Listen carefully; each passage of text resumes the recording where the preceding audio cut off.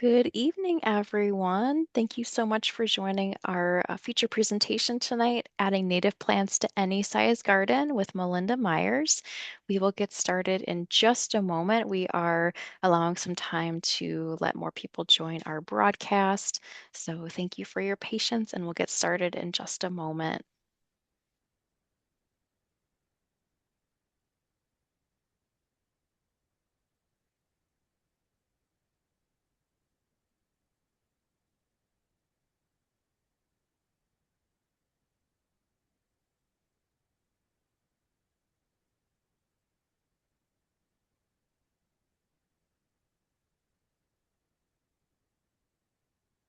All right, well, let's go ahead and get started now. So hello again, everyone. My name is Kelly Bolter. I am the Adult Programming Coordinator for Milwaukee Public Library, and it's my great pleasure to welcome back nationally known horticulturalist and gardening expert Melinda Myers for another wonderful webinar presentation. Tonight we are talking about adding native plants to any size garden. So, a little bit of housekeeping before we get started. On the bottom of your screen, you should see a button that says Q&A. If you have any questions for Melinda, please add them to that Q&A box, and we will have time after Melinda's presentation to go through them, and she can answer your questions. And then you also can chat with each other in the chat box as well. You'll see another button on the bottom of the screen for your chat. Um, we are recording this webinar, and so following the broadcast, usually within a few days, we will send an email to everyone that is registered that includes a link to the broadcast on Milwaukee Public Library's YouTube channel, as well as Melinda's handout presentation, which I will put a link in the chat in just a few minutes, so you can look at that on your screen. And then we'll also have information for our next gardening webinar with Melinda coming up later this month. So without further ado, oh, and then one more note, actually, if you want to put where you're logging in Yes, that'd be from, great. yes, we just love hosting this program for Wisconsin Public Libraries and public library. So again, if there are any library viewing partners, we would love Yes. to know where you're tuning in from. So please feel free to add that to the chat. And now finally, I will hand it over to Melinda. Thank you so much. Thank you, Kelly, and thanks so much for everyone joining us. And I do appreciate you putting in where you're tuning in from. And I know we have some people from Texas, I saw, all over the home of the hamburger. I have to go visit that. From all over the country. So I am going to focus on plants that have a fairly wide range of hardiness, mostly Midwest, Great Lakes, and some of the other surrounding areas. So anyone from California or Texas, bear with me. I'm going to give you some strategies. A few of these plants will work for you, but you're going to want to check into some of your local resources as well to find out the best plants. So hopefully I'll give you a little inspiration and some ideas, and love to hear from the libraries. Um, I always like to thank, oops, sorry. Um, for some reason. There we go. The sponsor, thanks to We Energy for sponsoring this. That allows us to team up with the libraries throughout Wisconsin and the UP of Michigan, but also for all of you so you can attend for free. To Kelly and her team for hosting the event and then housing this recording on their YouTube channel. And again, thanks to the libraries of the Upper Peninsula of Michigan and Wisconsin. If you haven't visited your library, do so. They are full of a wealth of not only books, but resources and wonderful things. We've teamed up for libraries. Some are doing viewing parties, so you may be joining us that way. Others have added activities as well. So hope that you can check those out. I wanted to start by defining what is native. I did a blog for Milorganite on native plants, and this was one of the things they wanted me to address. And I thought, well, that's a really good question. What is a native plant? And typically, these are plants that occur in an area that have occurred and adapted over time, that they're in that region and they call it their native or natural region. So, what's native in my area may not be native in yours. And these plants have evolved with other native species like insects and songbirds and wildlife. And you may know with climate change, some of those native plants are moving north. but it's a good place to start when looking for plants. And so I wanted to just kind of define that. So what's native for me may not be native for you. And some of these plants aren't native for me, but work in my area and may just work in yours. If you're here, you probably already know the benefits of native plants, but I think it's always worth talking about. And before, I always love this picture of the great black wasp. This is not mine, but my one of my grandsons saw one of these in my garden and he came running in the house and I had to take him back out. This is a non-stinging wasp and it's a pollinator and it's a good guy, but it can be quite scary when you first see him. So our native plants provide great food source and habitat for butterflies, of course, because they have evolved together. So the butterflies are really looking for these plants to nectar upon. Also, the plants to feed the caterpillars, the immature stage. You probably all know milkweeds, right, are important for a monarch butterfly. And we'll talk more about some other milkweeds that you can grow in your garden. It's a great food source and habitat for beneficial insects. So many things like beetles and flies, I mentioned wasp and even hornets and yellow jackets are pollinators. They're often overlooked. And some of those wasps are predaceous and parasitoids. And so they help us manage some of the insect problems in our garden. So good guys as well as just not just the pollinators and songbirds. I don't know about you, but the birds visiting my garden, I plant not only for the pollinators, the insects, but also the songbirds that come and eat the seeds in the winter and just add motion and color and energy to my garden and really are a lot of fun to watch, no matter whether you're an avid birder or just kind of sit back and enjoy the show. Some are clay busters, and there's a link on the handout. I do a lot of links to Prairie Nursery. And whether you buy from Prairie Nursery in Westfield, Wisconsin, he has a wealth of information on his website and a whole collection of clay busters. These are plants, native plants that tolerate heavier clay soil. Many of us are dealing with, and their roots help break apart that clay soil. So not only will they survive and thrive, but they'll help improve the soil. So check that link out. And then some help manage erosion. And we know how important that is with all, I'll tell you, it's road construction season, I think, across the country. And you see where a lot of soil is eroding, and plants are an important stabilizer. Those with rhizomes like maidenhair fern and shady locations can help anchor the soil in place so it protects the soil from erosion so it's there for the plants. And then others provide nitrogen to the soil. This is Baptisia, blue false indigo. Baptisia, I think the botanical name's a little easier. It helps fix nitrogen from the atmosphere in conjunction with the soil bacteria that fixes it and adds it to the soil. I'm going to talk about this plant a little more and why it's such a wonderful addition to the garden.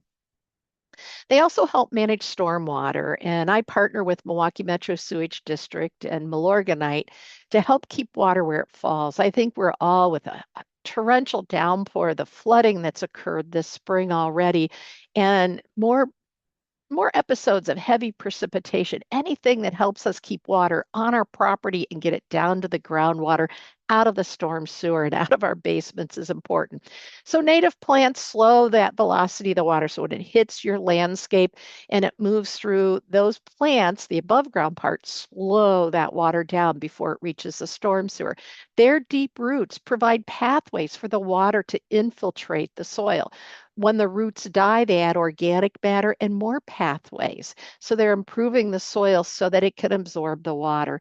The roots, the plant roots and soil help remove a lot of the impurities from that stormwater before it reaches the groundwater. So it does a lot to help us keep water where it falls and keep it clean. Our native plants are good additions to rain gardens, and there's a huge movement of installing rain gardens across the country. And I'm proud to say that this is something that has really taken off in the Midwest, Great Lakes region. I've been talking rain gardens probably for 30 years, and I know a lot of I see rain garden plant lists and directions around the country. And so our native plants, plants native to the area, really designed to help deal with our heavy soils or our fast draining soils are good choices for your rain garden.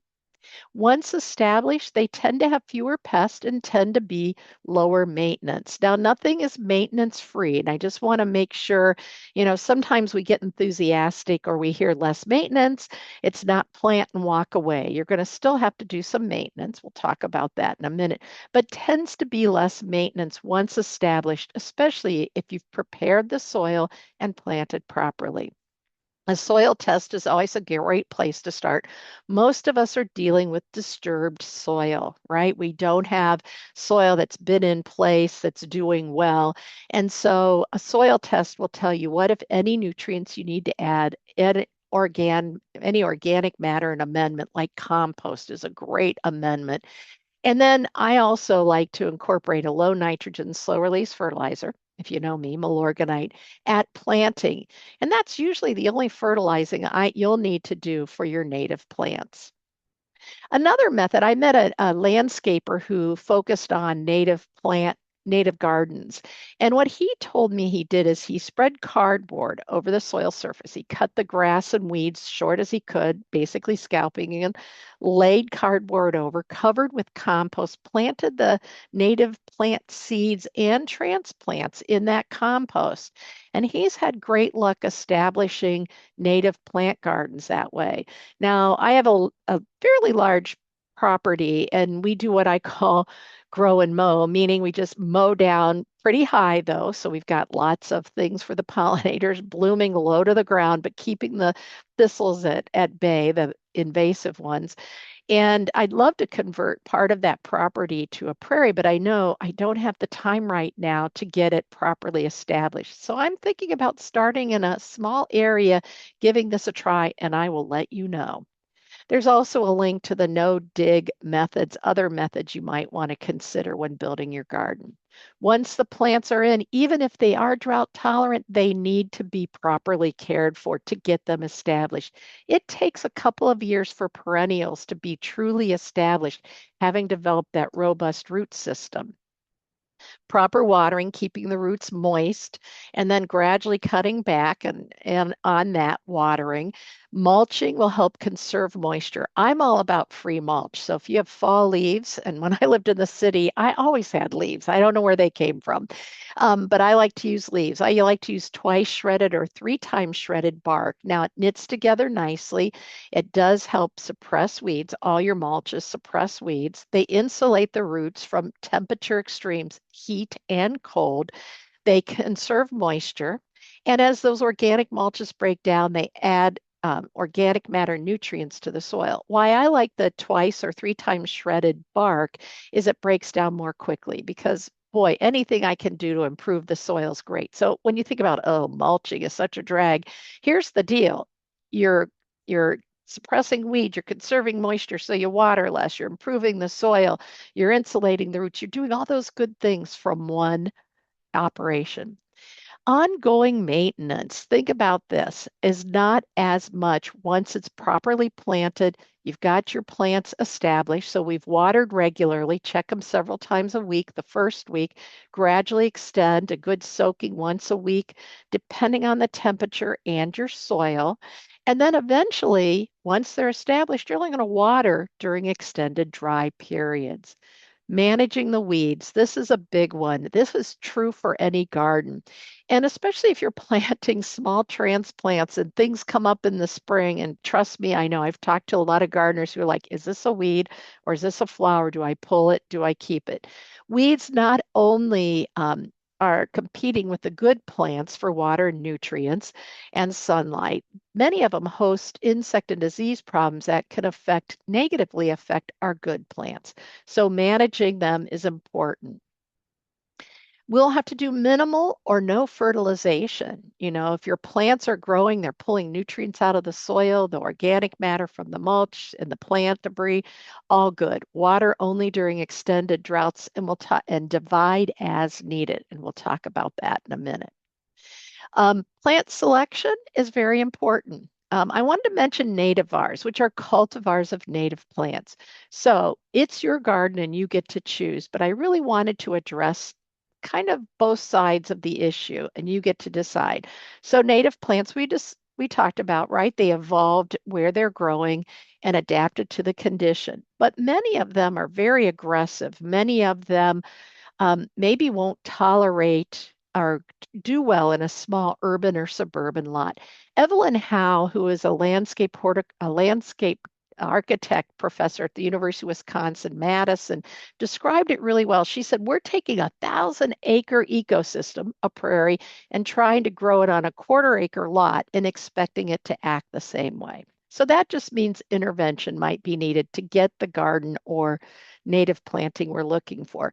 Cheyenne Spirit is a cultivar of our native purple coneflower. So you see a variety of colors. So some of these cultivars have native plants in their genetics, but they've been hybridized so that they maybe have different flower colors, like you see here, maybe a more compact size, maybe some feature that makes them better suited for urban or suburban landscape. So when you see the word nativar or cultivar, that's what you may be, that's what they're referring to. Now, I was shopping for some native plants. I did a video that's on my website on a container of native plants for people who don't have room.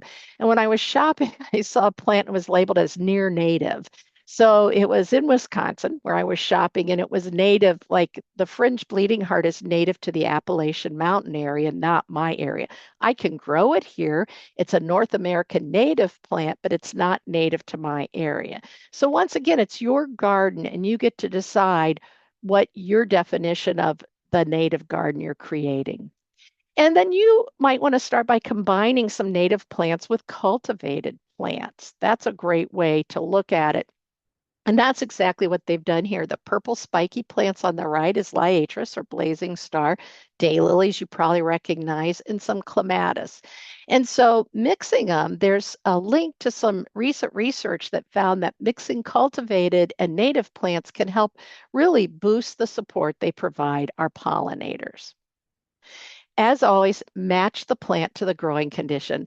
This is my prickly pear, and yes, I'm in Wisconsin. Prickly pear, there's a species of Opuntia that's native to every state in the lower 48 states. Hot, dry, I have pure sand. This is on the west side of my house. It's hot and dry. And so it's a perfect plant that's doing quite well. Unfortunately, a little too much quackgrass in there. We want to match it to the sunlight, right? So full sun conditions, when you read full sun, you'll find a million definitions, but I like the one that's 6 to 8 hours of direct sunlight. A west location that receives afternoon sun, usually full to part sun plants will do well there as well. Part shade or part sun, 3 to 5 hours of direct sunlight. Palm sedge, one of my favorite. This is a cultivar of our native palm sedge, Carex muskingonensis, but it's very aggressive, so it's perfect for those areas that I want it to take over. And shade, 3 hours of direct sunlight or dappled or bright light all day. Here we've got trout lily, kind of looks like a little tree in the middle. I'm sorry, trout lily, the white flowers facing down, Dutchman's britches, May apple that looks kind of like a little tree. And then suited to the moisture as well. You know, if you've got wet soils, a bog, a marsh, or a shoreline, you're looking for plants that will tolerate wet areas for that. Michigan lily, native to that state as well, is very tolerant of wet soils, unlike many of our lilies. Mesic prairie plants are perfect for rain gardens. Mesic prairies are plants that have wet and dry periods, and that's really what happens in a rain garden, right? And so you can see the spiky purple blazing star, rattlesnake master we'll talk about in a minute. And this is clay butterfly weed. Butterfly weed likes full sun, well drained to dry soil. And if you're trying to grow it in heavy soils, clay soils, it struggles a little bit. When I gardened in the city, I'd amended my soil, so it was pretty good. And my butterfly weed did okay. Now I'm in pure sand and it does great, just that difference in soil. And so this is a naturally occurring variety that Neil DeBull, who owns Prairie Nursery, discovered the butterfly weed growing in heavy clay soil and has propagated it and sells it as the variety clay. Some plants for sunny areas. A lot of our native prairie plants are perfect for those sunny areas. We'll talk about hoary vervain later. Disturbed sites, and that's what a lot of us are dealing with, right? Construction happens, a building, they have to install some utilities, whatever. Our soil's disturbed. The subsoil ends up near the surface, and we're dealing with less than ideal soil. Some of the plants are better suited. There's a link to the Master Gardeners of Northern Virginia that lists some plants that are great for that purpose. Or I think it was there. There's a link anyway for this one.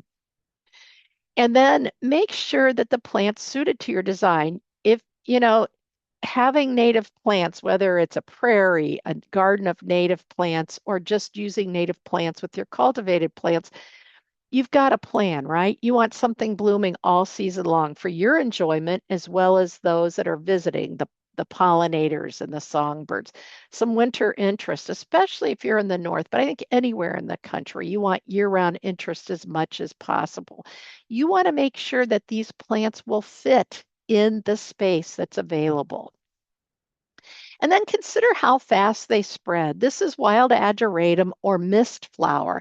I'm originally from Ohio, and when I was visiting my uncle, one of my uncles in southern Ohio, and we were going through actually on a hayride, and the field was covered with these flowers.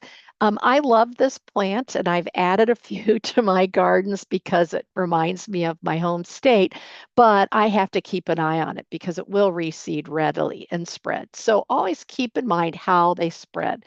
Culver's root, for example, is a clumper. It has rhizomes, but it slowly increases in size. So this is a great one for people with limited space. Some spread by seed, like Heliopsis, and you could just look at this picture along with a bee balm. If you've grown wild bergamot, it spreads readily too. So Heliopsis, you need to keep after it, or you're going to have a lot of it in your garden, which is okay if that's what you want. Some spread by rhizome. Now, cup plant's a fun plant, right? The water collects where the leaves join the stem for the birds to sip the water. It's a great pollinator plant, but it can quickly take over an urban yard. And so it's a perfect one if you have the space or if you're willing to keep an eye on it and dig and divide as needed. Some like wild bergamot spread by seed and rhizome. And this says it all. I've looked and visited a lot of rain gardens, and this is often used in rain gardens because it tolerates wet, moist soils, full sun, some shade, but it does really take over quickly. It's a bully in the garden. So even though it's a native plant, you do have to keep an eye on it if you don't have room to let it grow and spread. Common milkweed. There's been a big movement to grow milkweed for the monarchs, and I'm all about that as well. The problem with common milkweed is it can take over. Yes, after the flowers fade, you can remove the pods before they open to prevent it from reseeding. The problem, however, is the rhizomes. They're 9 to 12 inches deep, and this plant is really hard to contain. So I mentioned I'm on a rather large property, and I've got common milkweed and I'm trying to contain it, but honestly, it's growing where it wants to. And so it can be troublesome. It's a wonderful plant, fragrant flowers in the evening, obviously supports hummingbirds, pollinators, monarch caterpillars, and adults. But keep in mind, you're going to have to keep after it if you don't have room for letting it spread. Or how about using showy milkweed instead? Look at how beautiful that is. Or one of the other less aggressive types that really support our pollinators and our monarchs, but are easier to manage in a home landscape. When you're thinking of adding native plants, you might want to start small. I know we all get excited. For me, spring is the time, the first trip to the garden center, I usually bring home more plants that I can really handle and manage. And when you're starting with something new, if native plants are new for you, then starting small, you get to get familiar with them, find out how they work in your yard, find out how they work together. And it's easy always to start small and expand over time. Think substitution. So let's say a plant dies. Instead of replacing the fountain with fountain grass, how about a native prairie drop seed? I think this is Hardy's zones 3 to 8 or 9. It's on your handout. So Fountain grass is great, very commonly used in parks and boulevards in Milwaukee in the past, but prairie dropseed provides 4 seasons of interest. Similar growth habit, nice fine texture, fragrant flowers that smell like coriander or I think burnt popcorn. When ice forms on the seed heads in winter, it looks like gems. Fall color, winter interest. So you've got 4 seasons of beauty and hardiness, and it's a native plant that serves as a host plant as well. So again, just a few examples of native plants combined with cultivated plants. So let's say you've got space, something dies, replace it with a native plant. Maybe you're digging and dividing instead of putting the original plant back in there or all the divisions back in, you use some native plants. So we've got some Rudbeckia in here, we've got purple coneflower in here, along with a few others. A stilbea, which loves moist soil and shade, with the swamp rose hibiscus, which you'll see, and also some Rudbeckias. On the left, Virginia bluebells, which are native to Southeast United States, with fritillaria, which is not native, skunk smelling bulb that animals tend to leave alone. And the white flowers in the back in the corner are serviceberry flowers. On the right, Virginia bluebells with the hyacinths. What a beautiful combination.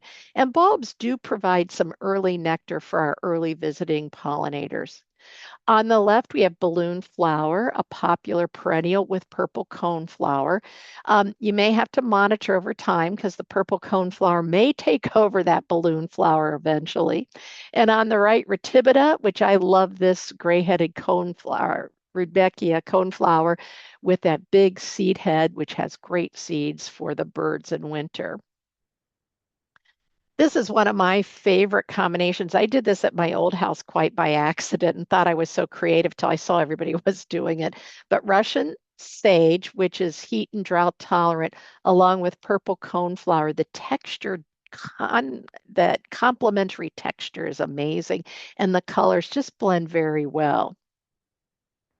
And this is one I hope to try. Here's Russian sage peeking out through prairie drop seed, just spikes of purple color mid to late season.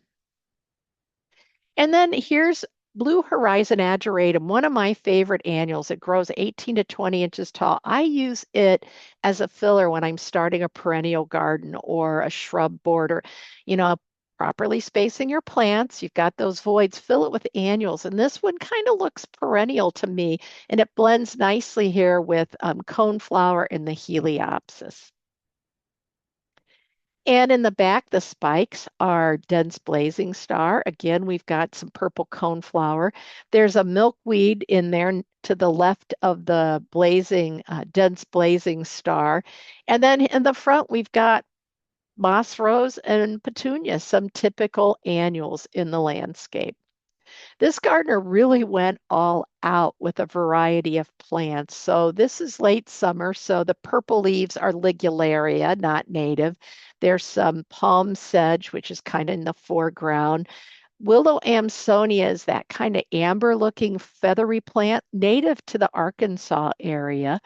And Rudbeckia in the back, a tall Rudbeckia. So a combination of native and cultivated plants. So we're going to talk about some specific plants for, I'm kind of keeping an eye on the time. And I know I'm going fast, but the information, the details on your handout. So I'm going to talk highlights, anything I really want you to think about when you're going, oh, like that plant, check, or oh, not going to work for me. So here are some plants for sunny areas. One of my favorites is prairie smoke. It's an early bloomer, low growing. I use it as a ground cover and edger. The leaves last all season. Beautiful pink flowers that are followed by these wispy seed heads. And so just beautiful. And the leaves last. It spreads, but not aggressively. So I think after about 5 years, I had to dig and divide, and then I had more to use in other gardens. So I use it in my gardens with cultivated plants and also my more native gardens. Columbine, a favorite native plant, full sun. I've grown this in fairly heavy shade, Hummingbirds love those spurs are filled with nectar, so it's a great plant for hummingbirds and butterflies. It does reseed readily. My garden behind my house was filled with columbine. I had a friend helping me weed, and he's like, "Can we thin these out?" I eventually did, but they're deer and rabbit resistant, and right now the deer and rabbits are eating a lot of plants in my yard. And so I do use plant skid animal repellent, which helps, but keeping up with the deer and rabbits, sometimes I forget to get out there and be proactive. But this one really tolerates it. If you don't want so many seedlings, remove some of the seeds or the flowers as they fade, remove those, cut it back to the foliage, and you have nice looking leaves for the rest of the season. Baptisia, I showed it to you earlier. This is a big plant, and that's one of my downfalls is believe the tag. It can be 3 feet to 5 feet tall, 2 to 4 feet wide. So beautiful pea-type flowers, spikes of these purpley blue flowers in the spring, followed by black seed pods that I like to leave mine stand for winter, and they rattle like wind chimes in the winter. The foliage is kind of a bluish green, a grayish green, and it looks really nice with the blue flowers and also the black seed heads. As I mentioned, it's a nitrogen fixer, so it's feeding the soil as well. So this is like a shrub size plant that does die back for winter, but reaches that size every year. Now, penstemons in general like well-drained to dry soils, but foxglove penstemon will take full sun, will take some shade and moist soils. It's more clay tolerant than many of the other penstemons. Early, June, July bloomer, great for hummingbirds and butterflies. Spikes of white flowers in the garden, so nice tall spikes. This is Lurie Gardens, and just look at how they provide that nice interest. They do reseed readily, so you will have some to share or thin out or move to other garden beds. Pale purple coneflowers, more adaptable than our purple coneflower. This one is native to Wisconsin, where the purple coneflower is not native to Wisconsin, but it's the number one native plant, I think, growing in gardens. But pale purple blooms earlier. I love the real delicate look those narrow petals provide. The seed heads are attractive in winter and a favorite of the birds. Pollinators, as you can see, love to nectar on these plants, hummingbirds, bees, and butterflies. And again, it's a little more adaptable than our purple coneflower.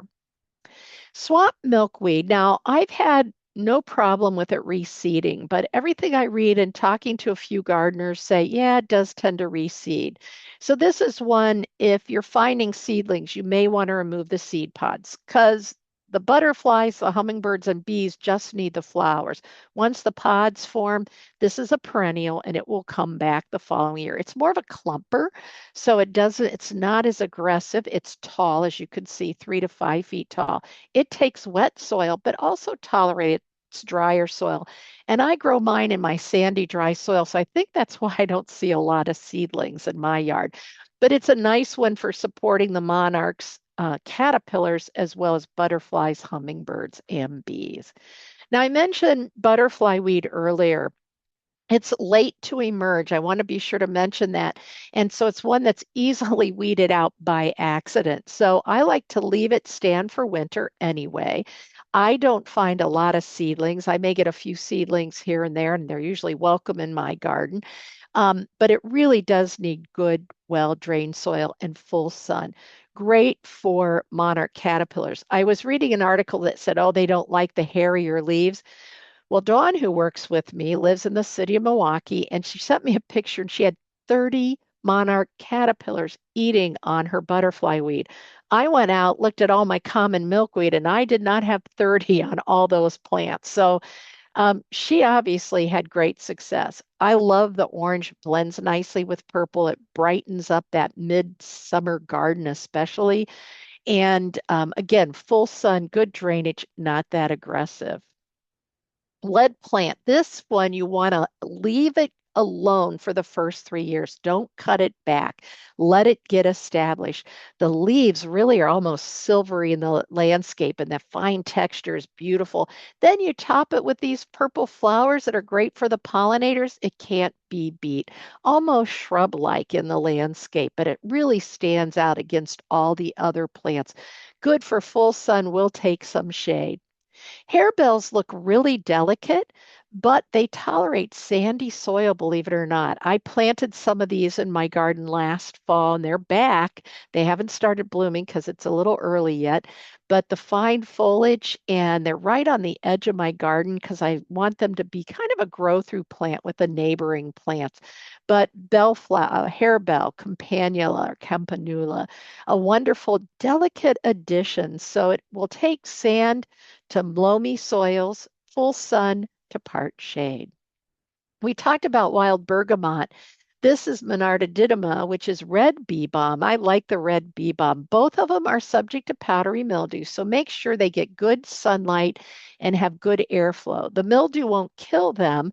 However, it can be less than beautiful by the end of the season. There are cultivars that are more resistant to powdery mildew, so that might be something you might consider. The seed pods are very interesting. They do reseed readily. They spread by rhizome and seed, so this will take some management on your part, but that red is dynamic in the landscape. And then, oops, sorry, I clicked too soon. And bee balm attracts bees, but check out the hummingbird here. Isn't that amazing? And so, having some of these in your garden, there's been some research. We always thought red tubular flowers were the key for hummingbirds, but there's some research that they know the energy rich plants, and I'm not sure how they know that, that red is one of the factors, but not the only one. We talked a little bit about wild bergamot.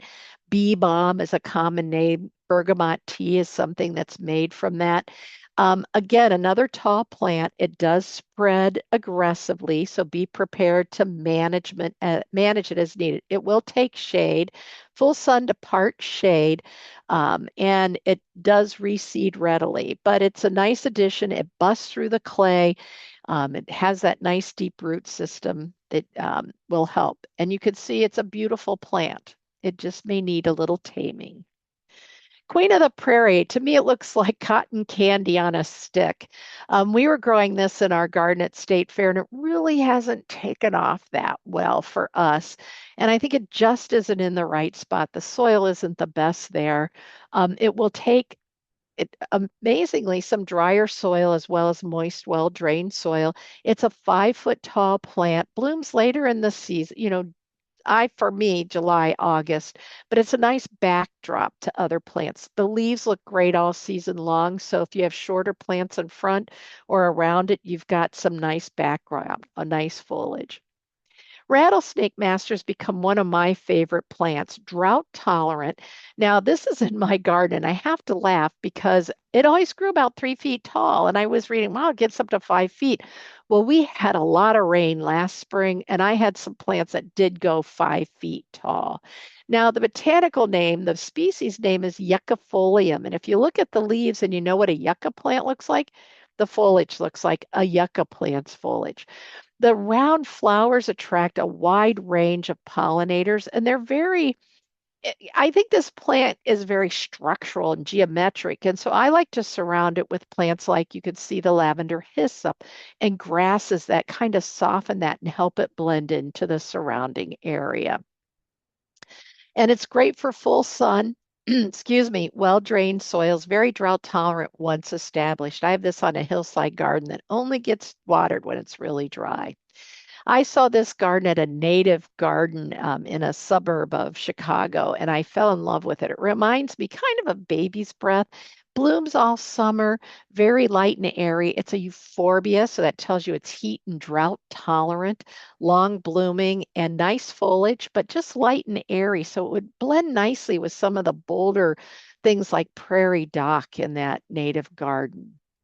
Wild quinine is listed as needing moist soil. Mine is growing in full sun, sandy soil, and it runs a little dry in my garden bed, and it does fine. Now, it doesn't spread probably as rapidly as it would if the soil was moist and well drained. 3 to 5 feet tall, nice bold leaves. It wanders, but not aggressively through the garden, at least in mine that runs a little dry. And what I like, the flowers are beautiful, long lasting, 3 months in the garden. It will be in flower, attracts a lot of pollinators. And in winter, the seed heads are kind of silvery. So it adds a nice element to the winter garden as well. And as you can see, it's kind of wandering through this planting here. Black-eyed Susan Rudbeckia hirta. This one is a short-lived perennial or biennial, and but it reseeds readily, so it ends up acting like a perennial anywhere it's grown. Birds love the seeds. Pollinators love the pollen. Like purple coneflower, it can reseed, and you can end up with a lot of these in your landscape. So just beware. Purple coneflower, when I bought my house, my first house in Milwaukee, I was so excited. I planted 3 purple coneflower in my small backyard, and in 3 years, that's all I had in my small backyard. We did end up digging, dividing, sharing the plants, and then I just kept an eye on them. Like Rudbeckia, they do reseed readily, so be aware of that, or you'll have a lot of them. Probably the number 1 grown native plant across the country. As you can see, a favorite of pollinators, and the birds love the seeds. So you want to leave the seed heads up for the birds to eat in winter, but that means you'll have lots of seedlings next spring. I talked about Culver's root, a nice upright plant. It's a clumper. When I tried to grow this in my home in Milwaukee, we had very rich soils. I don't know what they buried there, but things always grew very well, and they tended to flop on me. So I ended up giving them to someone else. I tried it in my new home, but I needed to put it in a place where I'd remember to water. Doesn't take the dry soil as well as some others. So I'm waiting to add this back into my landscape because really right now I'm looking for plants that can tolerate dry conditions once established.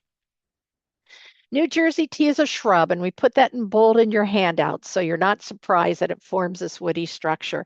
It likes full to part sun, but I saw this growing in the middle of a forest. Lots of pollinators love this plant. Nice foliage all season long. So it's a good one for pollinators. Gives you some woody structure. So it'd be perfect in a perennial garden where you've got want some structure for the winter as well as some of those dead stems.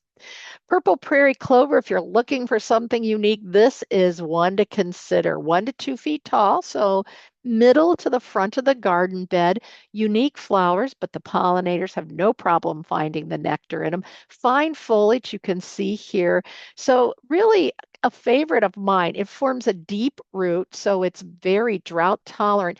Can be a little touchy to dig and divide, just like Baptisia, because it also has a deep tap root, but it's one that is easy to grow and very drought tolerant once established. And sorry about that.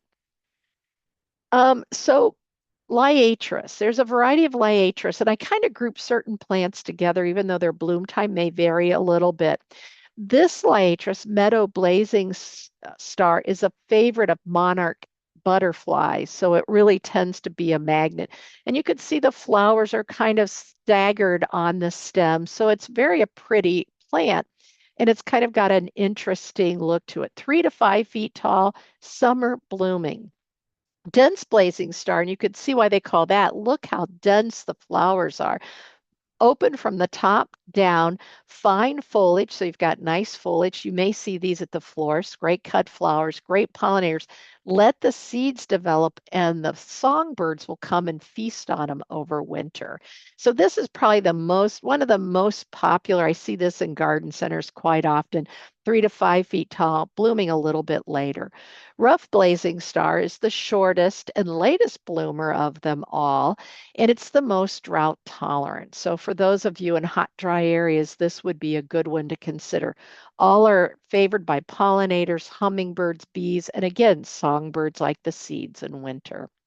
Seeing a lot of press about mountain mints now. Mountain mint, I think, was the perennial plant of the year last year. And funky flowers, right? But the centers, are all those flowers around the edge are filled with nectars. You can see the bee is working it. So it's a popular pollinator plant. And I think it was Mount Cuba Gardens who does a lot of evaluating on plants and pollinators. I think they found that this was one of the favorite plants of pollinators visiting their trial gardens. Lavender hyssop is one of my favorites. This is my garden that needs a little weeding right now. And I was taking this picture and I was trying to get some video because, as you can see, there's silver spotted skippers all over. The swallowtail had flown in and out. The hummingbirds weren't there at the time. There's some bees on there nectaring. None of them were bothered. I'm standing there trying to get video and pictures, and they just kept nectaring and didn't bother. It will reseed. Again, my garden tends to be a little dry, so I don't find it obnoxious, but it can reseed. So be prepared, especially if you have moist, well-drained soils. The leaves smell like anise. So that's kind of lavender hyssop is another common name. And just a close up, there's that swallowtail cat butterfly nectaring. And look at all those bumblebees. Blue vervain. So the vervains are clumpers. Blue vervain is taller and likes moist soil, spikes of the purple flowers. So it's a nice choice if you've got moist, well-drained soils. And so this is a great plant for smaller areas. Hoary vervain, this is the one I grow, is tolerant of drier soils. It's a little shorter. And so if you've got hot, dry conditions and tend to, run your plants a little lean because you're growing plants suited to the environment, this is the vervain for you. Compass plant is a fun one, and you may know the story. The plant's leaves orient north to south to kind of minimize moisture loss during midday. And they were used by pioneers or early pioneers and native indigenous folks as a compass for direction. It is a big plant, so you have to have the right space for it. Nice foliage, very dissected foliage, and flowers that the pollinators love, and seeds for the birds. Turtlehead is a late season bloomer, full to part sun, though I've seen this in fairly heavy shade, tolerates moist soil, so that's a plus. Great for a rain garden, nice and tall. The cultivated varieties tend to be shorter, species tend to be a little shorter, like hot lips. It's just a couple feet tall. It's hard to believe this is native to Wisconsin and other parts of the Midwest, the North, and this country with these huge dinner plate size flowers. Another one that's late to emerge in spring. So what I do is I just leave the stem stand for winter, cut it back to like 6 or 8 inches when I am cleaning out my garden so I don't accidentally dig it up. Loves moist soil conditions, full sun to part sun, moist conditions, and huge flowers, almost looks tropical. Prairie ironweed will tolerate clay, loam, and sandy soils. It's 4 to 6 feet tall. It's a late season bloomer, great for pollinators and hummingbirds, and birds like the seeds.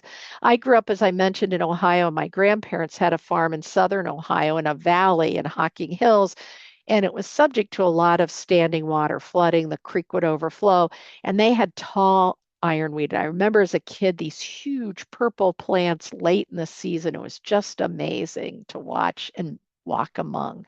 So again, another great pollinator plant. The prairie ironweed is more drought tolerant. Great blue lobelia, related to cardinal flower that we'll talk about in a minute, but I find much easier to grow. 3 feet tall, it will colonize if it's receiving good, moist, well-drained growing conditions. Running dry, it will tolerate it, but it doesn't spread as readily.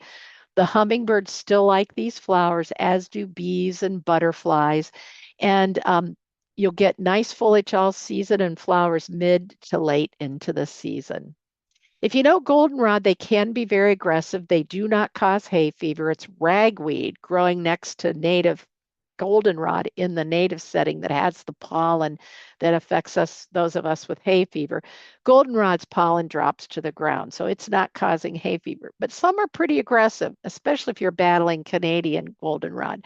But showy goldenrod tends to be less aggressive, The goldenrods are important, not only for our enjoyment in the fall, but the pollinators. So it really sets them up for migrating or hibernating, stockpiling resources for winter. And so including goldenrods are wonderful to look at, but also important for our pollinators. Joe Pyeweed is a moisture loving plant and it is a late season bloomer and it's big and bodacious was one of the trends a few decades ago. But it's a tall plant, 4 to 6 feet or more tall, covered with flowers, nice looking foliage, and the pollinators love it. You'll find butterflies and hummingbirds nectaring on the blooms. Include some asters, and I know some of them can be a little aggressive. These tend to be less so, except for the blue, sky blue aster I'm going to mention. But heath asters, 12 to 18 inches tall, August to October, when the pollinators need that nectar and pollen, and we need a little bit of color in the garden as many of our summer plants are fading. Sky blue aster can be a little aggressive reseeding, so keep an eye on it. But the beautiful blooms on these slightly taller plants are great. Now you'll notice the botanic name. Sky blue aster used to be Aster azureus, and then the taxonomists went in and they divided up the asters. So you'll still see them listed by some as an aster and some with their new botanical name, and they're in like 3 different genera now. So either way, don't let that throw you off and avoid them. Aromatic aster, perfect for a home garden setting. Wonderful, 2 feet tall, one of the last blooming asters. I have links by two of the asters for 2 different articles that I thought you'd find useful. Information on some of our native asters and the purpose and the best landscape use, and just some more added insight as well.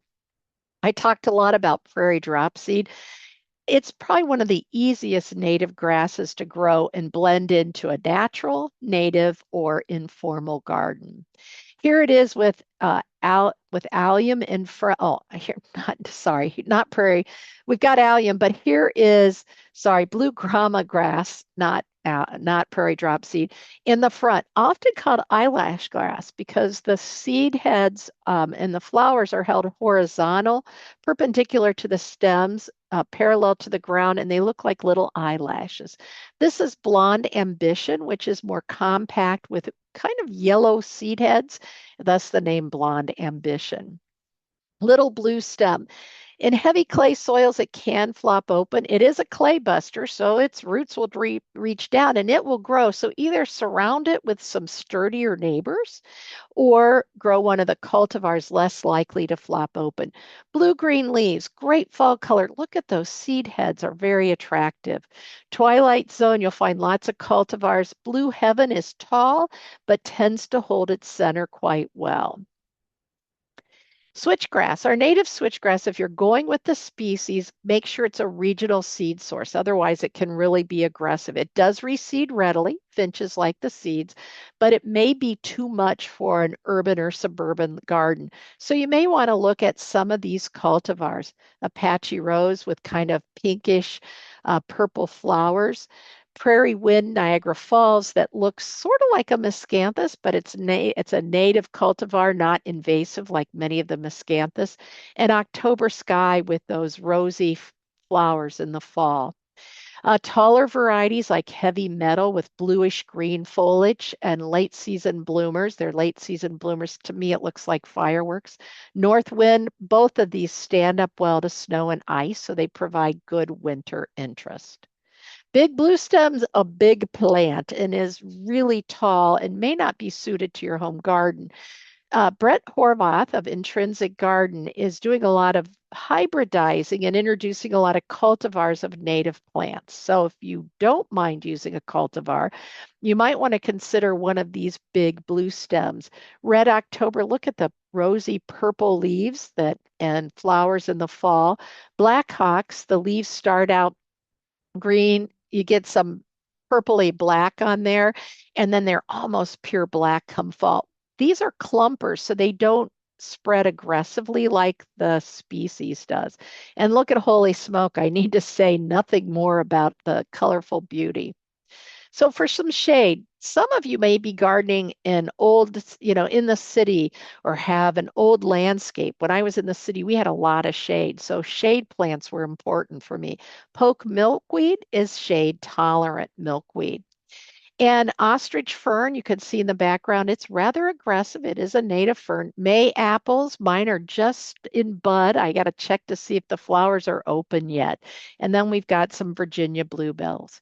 Christmas fern, I find, is an easy fern to grow. It likes shade. I've got mine that it's getting a little more sun than I like, but they're doing okay. Evergreen, moist, well drained. And you'll notice the ferns are tolerant of black walnut, juglone toxicity.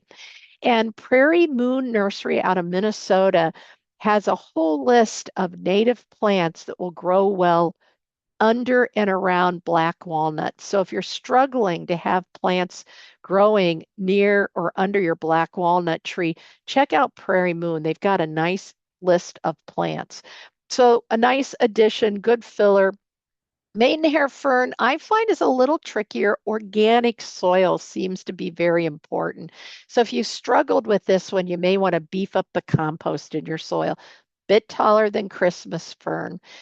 Most they all like moist, well-drained, shady conditions.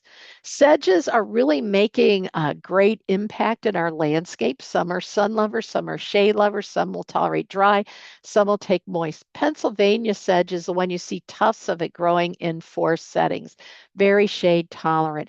Great as a meadow, as you can see here. Some people will mow it once a month who are looking for more of a lawn in a shady area.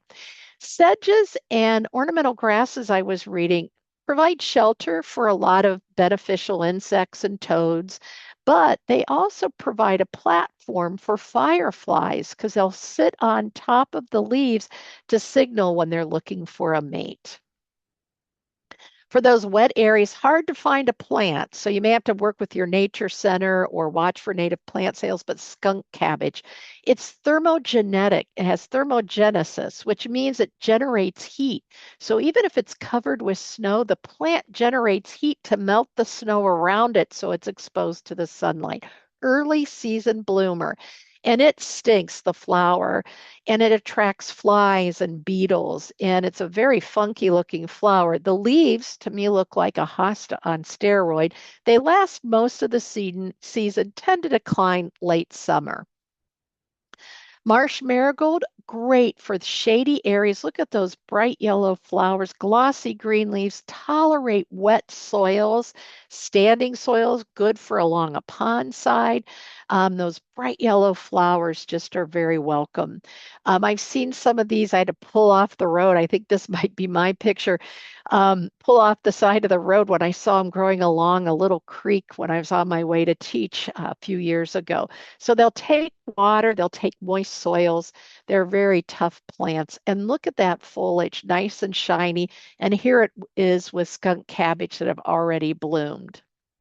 Dutchman's breeches. So those spring ephemerals, they bloom early before the trees leaf out. They get the energy they needed, then their foliage dies back.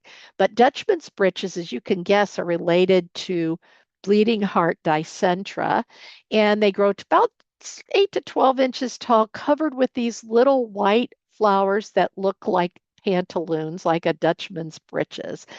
So they're a spring bloomer, and that's kind of when they put on their show and then they disappear.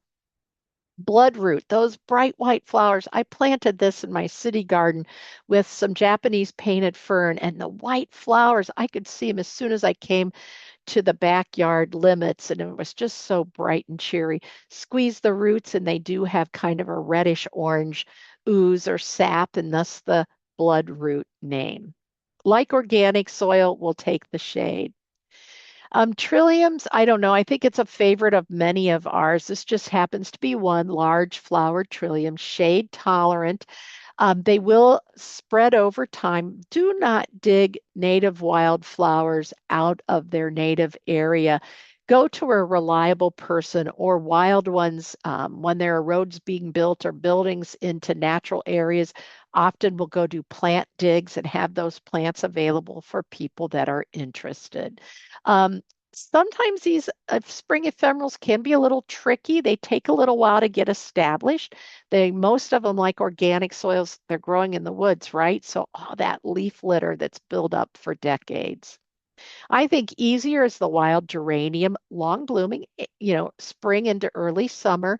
It will form a colony, so it's a great ground cover because the leaves last all season. Beautiful flowers, great for the pollinators as well. And just a close up of the blooms. Golden Alexander. This has become one of my favorites, working with the folks from DNR on aquatic invasive plants and native plants for shoreline and wet areas. Golden Alexander sun, I've seen this in fairly heavy shade, moist, wet soils. It grows okay in my sandy soil as long as I make sure during drier periods it gets some water. 2 feet tall in my landscape because it's a little on the dry side, can get taller, but beautiful yellow blooms that really brighten up those shady spots in the landscape. Our native Solomon seal, very architectural, right? With those arching branches, white bell-shaped flowers, followed by blue-black seeds, berries. Don't eat those. Nice fall color. Great shade tolerance, works well in a shade garden with maybe hostas or with other shade tolerant native plants. Gives you some height and just a different look and feel. Canadian ginger, I've used this in dry shade. It really prefers moist, well-drained soils. And in moist soil conditions, it can really be rather aggressive. But I've recommended this under a Norway maple, and the gardener had great success with this. It it's not the ginger of the ginger spices, but it was used as a substitute for the true ginger by early colonists. It blooms at ground level, pollinated by beetles, and actually they think slugs as well.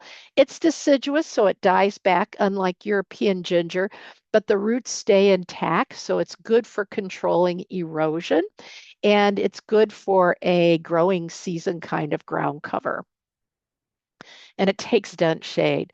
Blue flag iris, great for wet areas, great on pond side, will grow in a garden as well. Nice sword-shaped foliage. Hummingbirds love these blooms. This is a native iris. Don't confuse it with the yellow flag iris. That is invasive. This is a wonderful native iris, great for vertical interest, great for early season flowering.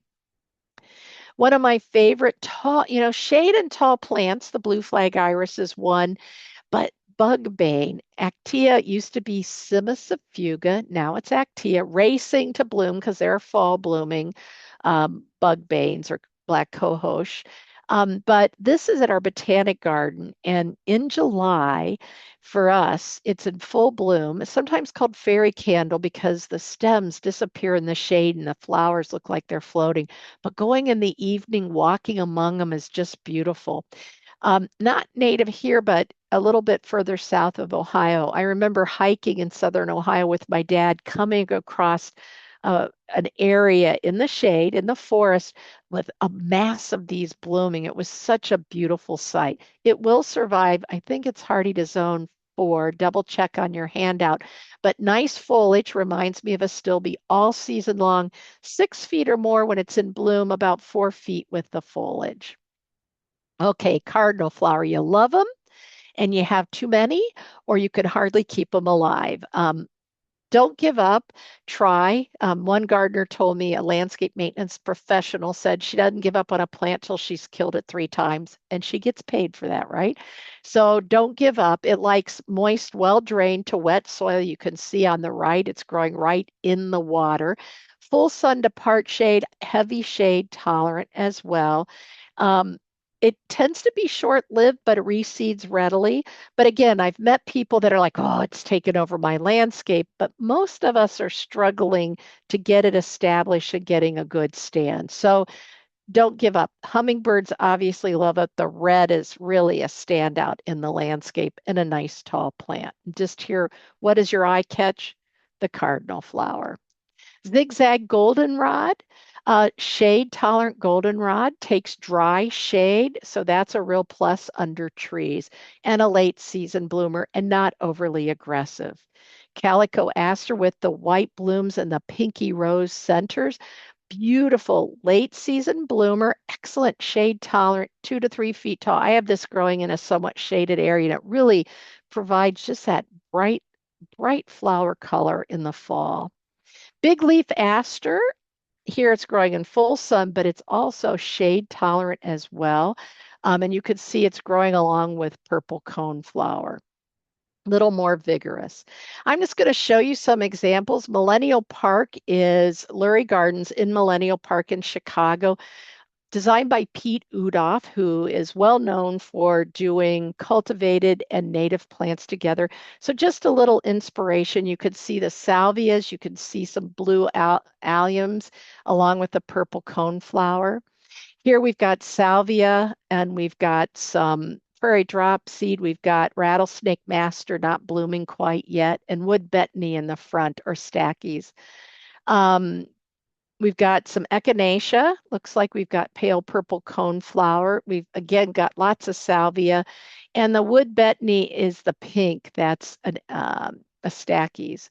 Here the white. Look at the penstemon with the pale purple coneflower. Again, pale purple coneflower. Some astilbe that likes shade and moist soil, but here it's got the right, it's doing well in this location. I love this combination of switchgrass with echinacea. It kind of softens that bold texture of the purple coneflower. And look how the purple coneflower pops out above all the prairie drop seed and the lower growing wood betony or stackies. Um, Alliums, summer beauty, and salvia, but you can see the rattlesnake master on the left. And then here's some gardens. Maybe your next step is you're going to do a garden of all native plants. And one of the things is look to nature for winning combinations. So here we have Culver's root, purple coneflower.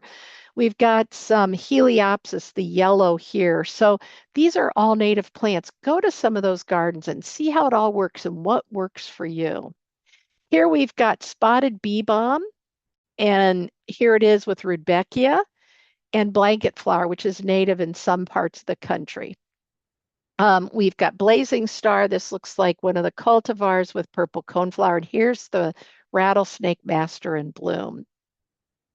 Liatris, blazing star. This looks like spicata with some Rudbeckia and purple coneflower. I know I'm going quickly through these, but you could come back, fast forward through the recording and pause on the ones that you want to look at. And all these are listed in the handout as well. Lavender hyssop, agastache in the front with purple coneflower and some phlox. Garden phlox is native in parts of North America. I love how the Culver's root is popping up, and here's Royal Catchfly. It almost looks like cardinal flower, a little easier to grow. And of course, Heliopsis, you can see, is kind of wandering throughout the whole planting. Look at the bold texture of the rattlesnake master. There's a compass plant. You can see a little bit of the foliage there and little blue stem on the left. Rattlesnake master with Ratibida or gray-headed coneflower, the yellow downward facing petals, and some wild bergamot, the purple. I love how the blazing stars just peeking up through this coreopsis, just kind of like towering over, just 2 layers of blooms here. Rattlesnake master again with Heliopsis and purple coneflower. And I love this subtle, this could be in any garden, right? We've got the red bee balm with the lavender hyssop and some purple coneflower. Rudbeckia. We got some ironweed in that tall, next to the tall Rudbeckia. We've got the catchfly again and some goldenrod. Vervain, hoary vervain for those dry conditions, and Ratibida, or the gray-headed coneflower. Wild quinine in the background, taller than the purple coneflower. So, and some allium.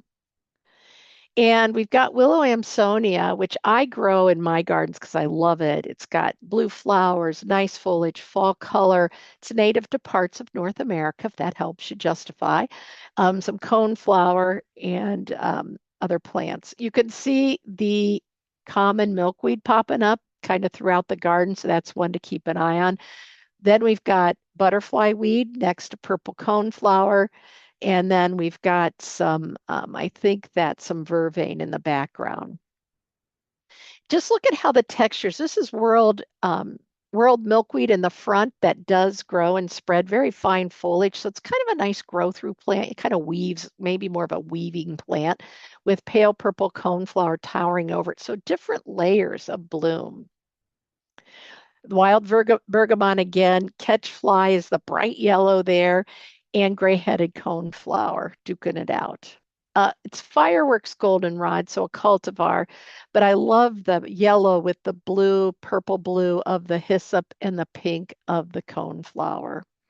Um, may want to give this plant, this liatris, a little support and out of the pathway, but it does add a nice vertical element here along and contrasts nicely with the orange of butterfly weed. So just a little more natural in a bigger area. And you probably are recognizing these plants, rattlesnake master. We've got the big blue stem growing.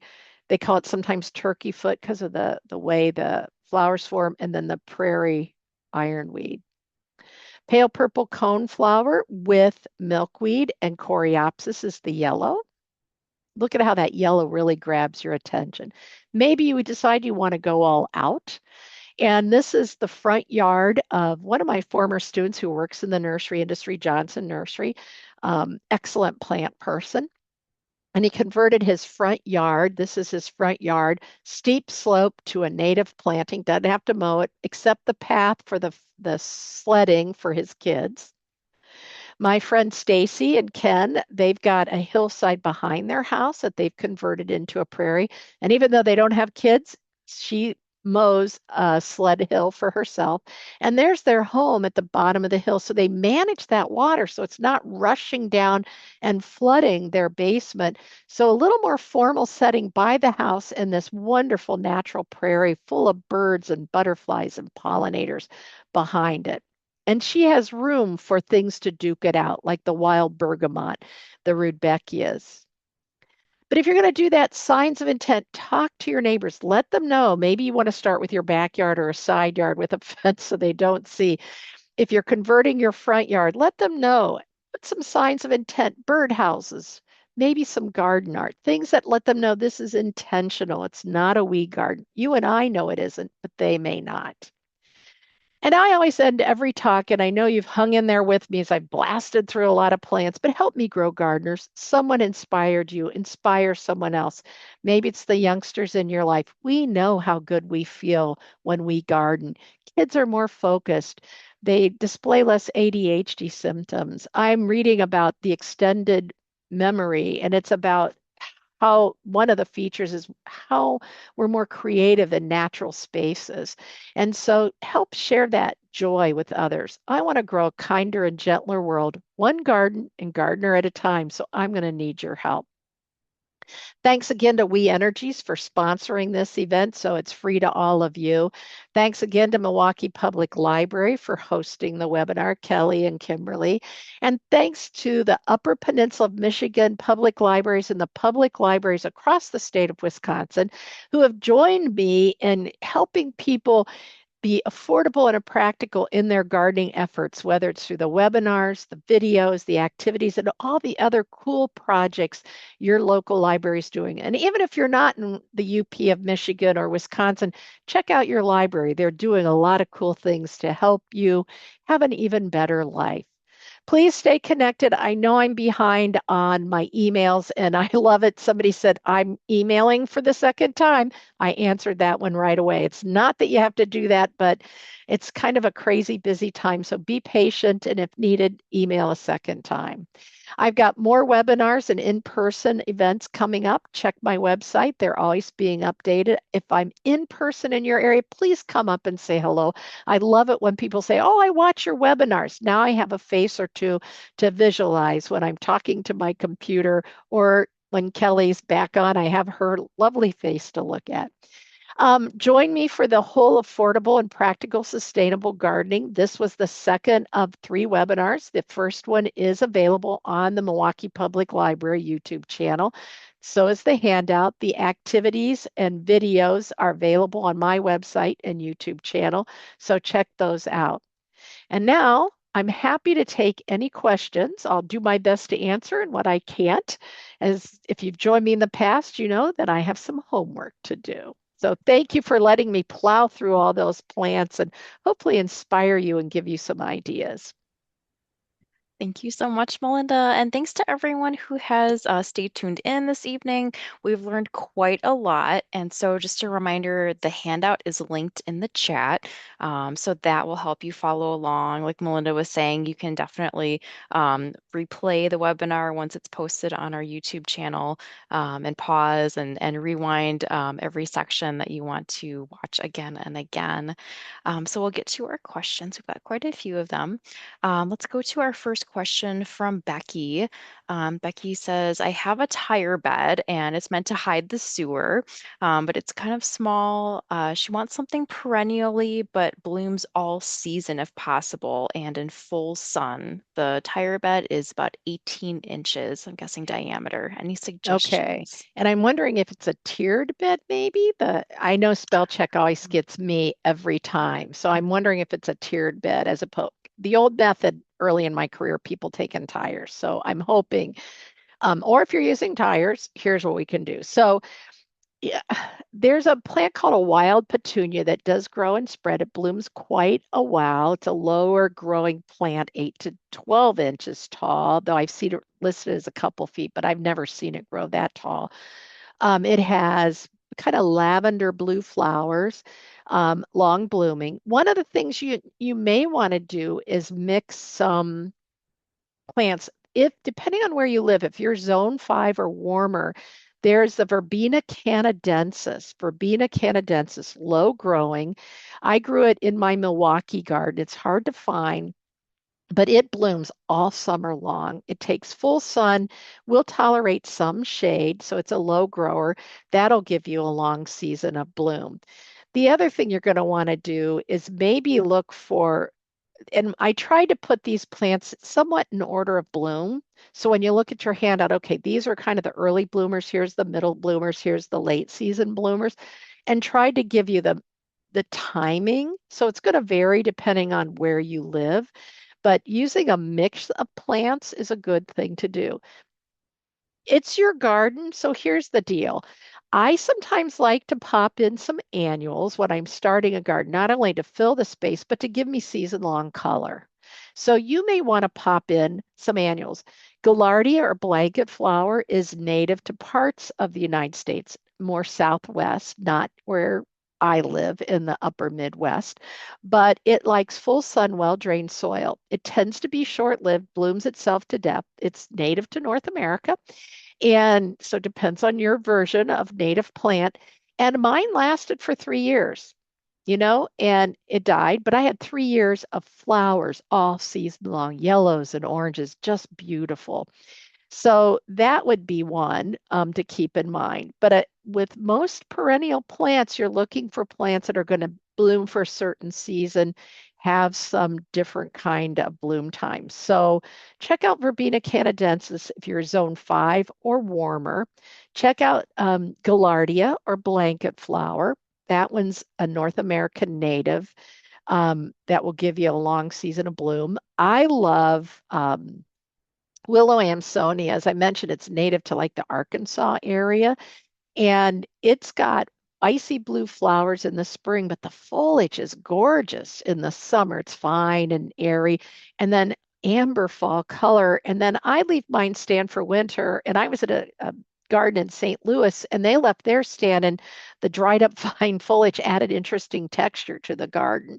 So I think your challenge is going to be finding plants, make sure they tolerate whatever sunlight you get, things that have good leaves all summer, which the ones I talked about, other than spring ephemerals, do.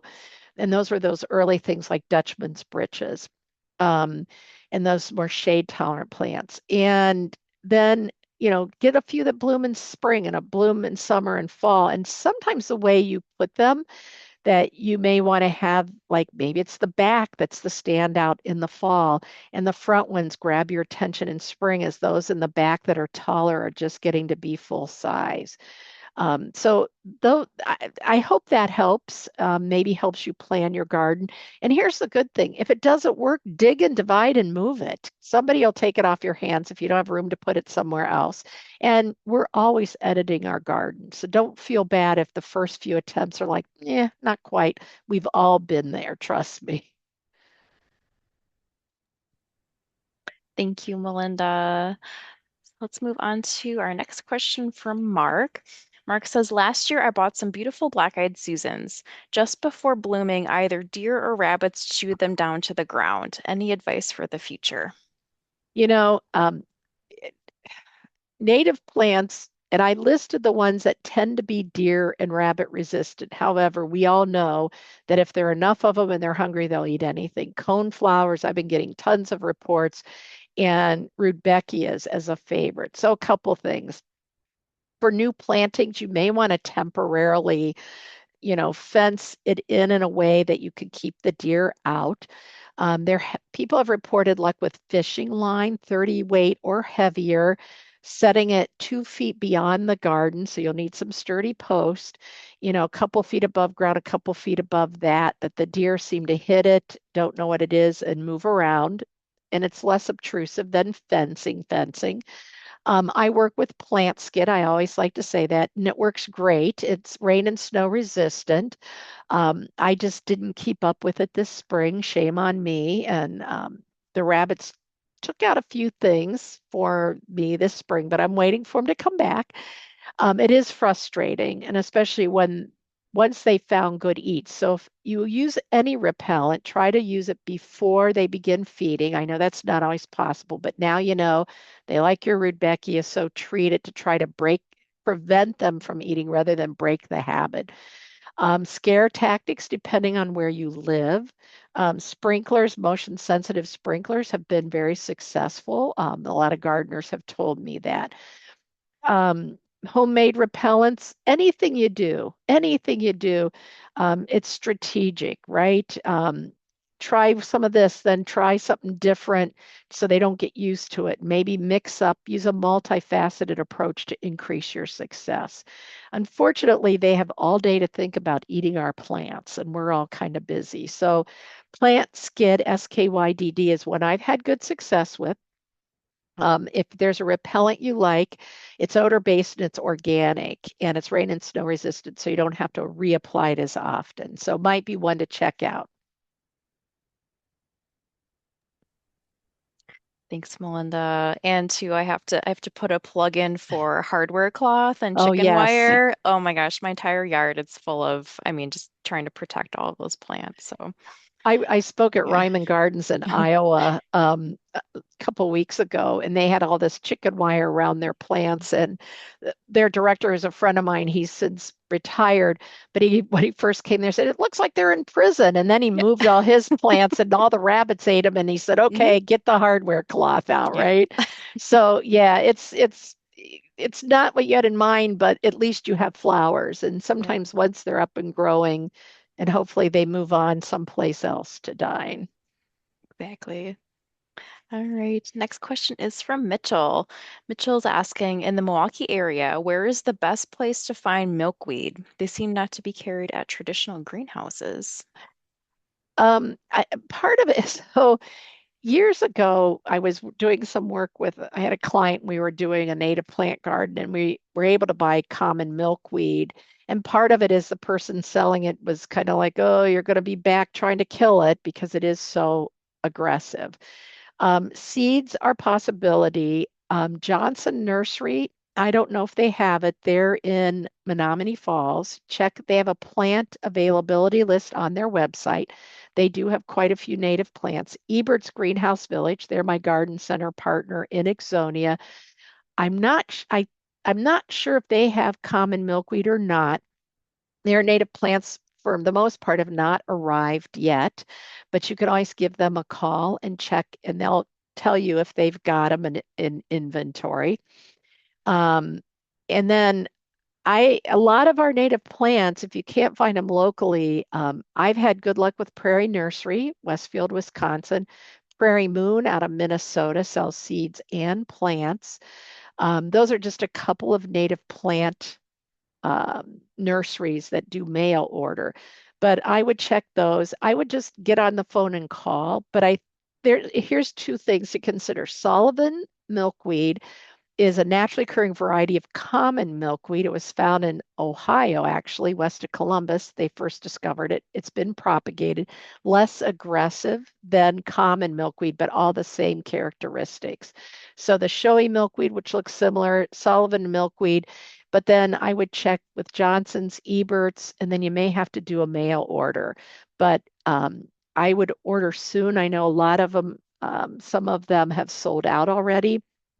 So check that out. But I know I've gotten common milkweed from Prairie Nursery. I'm gonna bump up a related question actually from Okay. Carrie. Carrie says, I have milkweed seeds, which the grower stated are ready to plant. So Oh, I'm okay. assuming that means they're stratified. When can I plant them and in what kind of soil? So common milkweed's pretty tough. It grows in just about any soil. That's why it's so aggressive. You could give it a head start and plant it now, just like you start any of, you may be starting transplants indoors. If you, depending on where you live, we had 31 degrees at my house this morning. So if your soil is prepared, you want to prepare your soil, even though it's a native plant and it reseeds readily. It'll grow in every garden, it seems, where it lands. But if you plant it on purpose, right, it doesn't seem to work. So prepare the garden. You could plant those seeds outside now. I would probably cover them. I like to cover my seeds with row cover. Protect them from birds and animals. Also keeps the soil warm. I'm in Wisconsin, just outside of Milwaukee. And so I find that jump starts my growing season. So I just have these fabrics that let air, light, and water through, but trap the heat. So it speeds up germination. You don't have to do that, but it also protects the seeds from erosion and animals digging and things like that, and birds feasting on seeds. Usually not a problem, but could be. Or if you want to, if they're ready to plant, you could start them inside. Things that haven't been stratified, so that was a good point, are usually planted in the fall so they get the cold period. So always check with the growers. If they're ready to go, then it means you can plant them right away. Either start them early inside or after the danger of frost is passed, usually is when we start planting things outside directly. Full sun, they'll take a little bit of shade, and preferably where they've got some room to grow and spread because they will. Right. Our next question is from Anne. Anne's asking, do you prefer mulching over ground cover? Well, ground covers are great, and there's a huge movement to do living mulches, meaning using especially sedges. So planting really close together, and then your sedges, which are those that picking varieties or species that compete less aggressively with your main plant, so you're covering the soil right away. This is kind of a new phase of gardening. It's new to me, but it's been in the last few years where people are looking at plants that can cover the ground and then popping in the other plants that are taller and that they like they're trying to grow. Um, the benefit of mulching initially is fewer plants, but as these plants grow and spread, you need less mulch over time. I'm got a garden bed that the Crown Vetch moved into that I've got to get under control first, but that's a garden that then I want to really fill with a lot of sedges along with my other native plants so that I can maybe not ever have to mulch again. But initially to get that crown vetch out, I have to work hard on that. But I think it's a toss up, and I think finding what works best for you, it's sort of a new technique for me, so I'm learning as I go. So I think this is another one. See what works best for you. Plus, then you don't have to buy mulch all the time, just more plants, and that's not so bad, right? Linda, I'm so sorry about the crown vetch. Oh, It's terrible. it is. So I do some work with DNR, and so I feel like I can videotape, do all my videotaping in my yard. And Crown Vetch was used along the freeways. I don't know where it came from. My grandson, kids like to earn money, so he was mowing regularly the last couple years and really beat it down. I have to admit, I had to use herbicide on it. I've got it in another garden bed, and it just smothered plants because it got away from me. So yeah, it's anybody dealing with it. Yeah. Somebody asked if they could grow that because it'd be a no maintenance. Like, you don't want to put it in your yard, you'll have nothing else, and your neighbors will hate you, and rightly so. Absolutely. All right, let's go to our next question from Patty. Patty says, at planting of natives, you mentioned low N, and I missed the rest of your Oh, instruction. Please advise okay. again. Thank you. Thank you. I Mhm, typically like to use low nitrogen, slow release. Sorry. Thank you for asking, mhm. Patty. And the reason I like low nitrogen, slow release, Milorganite being one, or an organic fertilizer is another example, two reasons. So the low nitrogen doesn't promote lush succulent growth at the expense of roots. And lush succulent growth is more susceptible to like aphids and diseases. And slow release releases little bits of nutrients over time. So, for example, Milorganite, I have sandy soil and I fertilize when I plant my annuals. I really have done minimal fertilizing with my perennials and they're doing great. So, even though I work with Milorganite, I only going to tell you to use it if you need it. But they did research on Milorganite out of the University of Florida and found that when the microorganisms release some of the nutrients from the pellets, it also made some of the phosphorus and potassium bound to the soil available to the plants. So years of 10, 10, 10, and 12, 12, 12, and 20, 20, 20 fertilizing nitrogen, phosphorus, potassium at the equal amounts, we've built up an excess in many of our soils. And the plants use nitrogen in the largest amount, phosphorus and potassium they use, but not in as large quantities. So we've been over fertilizing those two nutrients. And I was part of the problem when I started my career. All the extension publications, 10, 10, 10, you can't go wrong. And we really need to break that habit because we're just adding more nutrients that aren't necessarily helping our plants. So that's where organics or low nitrogen, slow release kind of help put the plants, and hopefully, especially organics or the Milorganite, getting some of those nutrients released and available to the plant.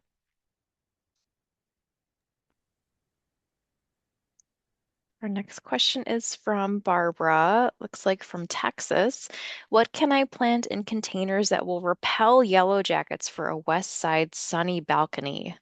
Oh, so yellow jackets are pollinators. We don't like them, and especially German yellow jackets that are not native, and they're usually after food. So keeping things, any ripe fruit and your food and beverages covered. I do not know of any plant that will actively repel yellow jackets. What you may choose to do instead, and it's a west face, um, and you're in Texas, so I maybe what about doing a container of succulents and then if any flowers form, removing the flowers. And I think that might help. Then you don't have the appeal of the nectar and the pollen for the yellow jackets. You won't be supporting other pollinators. Now, I know succulents like my prickly pear cactus blooms every year, but if I'm worried about it, and I don't get overwhelmed by yellow jackets at that plant, but that could just be I'm lucky. And so maybe looking at some of those succulents that might do well in your area might be a better choice. So sacrificing bloom in that pot for foliage that could be of interesting color and texture, not helping support the pollinators in that pot, but maybe that's in another part of your yard. And just a reminder, if you have questions for Melinda, please put them in that Q&A box at the bottom of your screen. If you are not seeing a Q&A button, it might be hidden under the More button. So click that and you should see it. So let's go to our next question from Connie.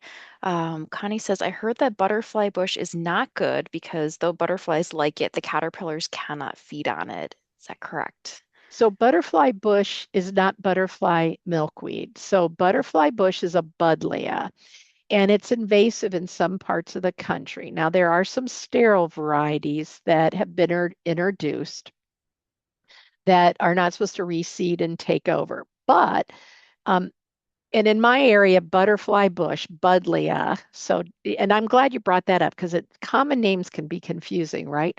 And so Buddleia is not invasive here in the north. However, a lot of northern gardeners do not want to grow it because it's grown in areas where it can be invasive. So just something to keep in mind. So yes, butterflies love it. The flowers have kind of a fruity fragrance, blooms late. It's another one that can be late to leaf out. Usually in my neck of the woods in the north, it dies back. So I prune it back to about 5 inches in the spring. I do have a couple of them in my garden because they were the sterile varieties. I haven't really bought more, kind of being concerned about being a good doobie of the earth, but they are butterfly magnets. But there are other native plants that will also support our butterflies. So I'm glad you asked that question. So I included botanical names as well as common names on your handout because common names can be um, different from in different parts of the country. When I moved from Ohio to Wisconsin, one of my first calls on the answering service at Extension was, I want to find out more about funkias and wahoos. Well, I just graduated with a degree in horticulture, and I was like, I don't know what those plants are. Well, funkia is a common name for hosta that I never heard, and wahoo is a common name for a native euonymus. And so that's why common names are great, easier to pronounce for the most part, but sometimes we don't get the right plant. So I'm glad you brought that up. Thank you.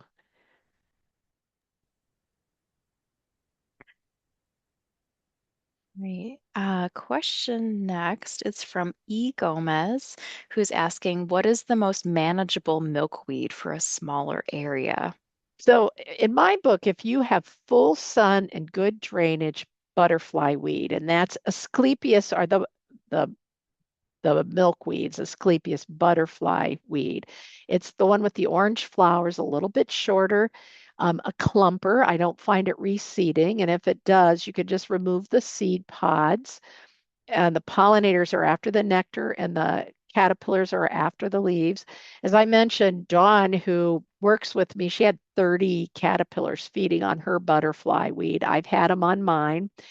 Um, Swamp milkweed, I have not had problems with it reseeding. It's a clumper and it grows taller, fragrant pink flowers. So if if it's in a moist soil conditions, you might want to remove the seed pods. As I mentioned, I haven't had problems with seedlings, but that's probably because I run mine a little on the drier side. Those would be my first two choices. Showy milkweed, I have not grown, but reading about it, it's less aggressive than common milkweed, but that's pretty aggressive. So I would start with butterfly weed or swamp milkweed, and both of those have a very big hardiness range. So you see those native in a large portion of North America too.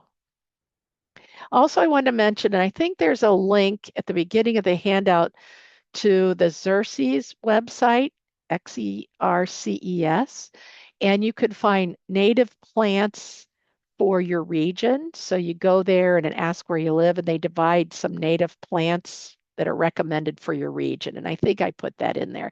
And also visit your library because there are great native plant books, and some of them are on your handout. And before you buy them, because they can be pricey, make sure it works for you. The library is a great place to look for it. And I know Kelly has checked on many of these, and they are available through the Milwaukee County system, and I'm sure through many other libraries. Thanks, Melinda. Yeah, that's a great reminder to add some of those titles. I know I've got a few of them on the bookshelf behind me. I like them so much, I had to get my own I copy. had to buy mine Yep. too. So Mhm. So I'm going to combine these next two questions here because they're related. So Patty is asking, how tall will wild bergamot grow? And then Michelle is wondering, where can I find native bee balm, which is wild bergamot? I've been looking for a couple of years at numerous local nurseries near Greendale, Wisconsin, with Oh, no luck. okay. So on the handout, and I will answer your question, Patty, on your handout, I give sizes. And again, keep in mind, it's like any plant, it depends on the growing conditions and your care. Like I mentioned, I tend to get my plants established and they're kind of on their own, except if we have a really extended drought. So mine tend to be on the shorter side size. So my bee balm tends to be about 3 feet tall. It can get up to be four, especially if it's got moist soil conditions. And I have some planted along our pole barn, which the water runs off the roof into this raised bed. So it gets plenty of moisture in there. It's probably 4 feet tall. In terms of availability, wild bergamot, which I'm surprised, I'm pretty sure you're in Greendale. I haven't been to Bluemel's for a while. That's on Loomis Road. You might want to check that out. One of the things I recommend this time of year is kind of hard because they're so busy, but getting on the phone and just making the call. I know Eberts has really increased the number of native plants. And it's a destination. It's in Ixonia, west of Oconomowoc. So I know it's a drive. It is for me too. But they have food trucks and coffee this weekend and a band playing for Mother's Day. But you're going to want that cup of coffee because it's going to take you a while to go through those 18 greenhouses. But call. I don't have the list in front of me, but if you don't want to make the trip without, making sure they have it. Johnson's Nursery on their website. They're in Menomonee Falls.